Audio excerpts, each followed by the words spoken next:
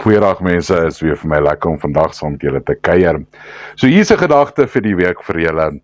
Daar waar jy nou is 'n groot vraag. Is jy tevrede? Het jy vreugde in jou hart met die keuses wat jy gemaak het en die besluite wat jy gemaak het? Het jy die vrede in jou hart? Hoekom? Want ons is werklik maar slawe van ons eie sondige begeertes. Jy weet, ons hart word so aangetrek na dinge toe, om die hele tyd bevredigend te word, jy weet, die hele tyd daardie vrede in ons hart te kry, en as ons dit bereik, wat ons mikpunte opgesit het, dan word ons teleurgestel. En dis nie net nou en dan nie, dis die hele tyd word ons teleurgestel in dit wat ons in hierdie wêreld ons mikpunte opsit. So kom ek gee jou 'n voorbeeld. As ons arm is, wil ons ryk wees. Maar kom jy dan, as jy ryk, dan vind jy maar, dis nie al wat daar is in die lewe nie. Ek jaag my hele lewe deur na prestasies, en moet my nou nie verkeerd verstaan, die prestasies is 'n baie goeie ding. Maar as ek dit bereik, vind ek is alleen. Daardie vreugde is nie in my hart nie. As ek my hele lewe deurgaan, soek ek 'n verhouding, maar as ek hierdie maatjie van my kry, is dit nooit goed genoeg nie. Daar's altyd tekort aan iets. Daar's altyd daai teleurstelling van 'n ding wat ek bereik het, wat ek op hoop gehad het, maar as ek daardie hoop kry en ek kry daardie ding wat ek so begeer het of so na gejaag het, dan kom ek agter, dit is maar baie teleurstellend vir my gewees.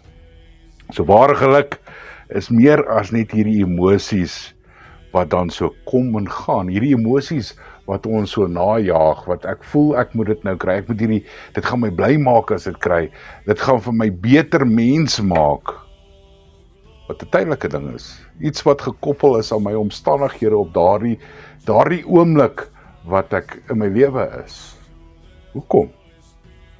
Want God is nie my bron nie.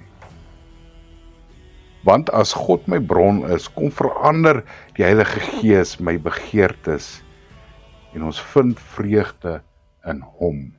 So, die oomblik wanneer ek nie vreugdevol, daardie vrede in my hart het nie, moet ek weet, ek het iewers 'n bietjie weggedraai van dit wat God se plan is, en ek hamer die hele tyd op God se plan, want dit is 'n groot ding.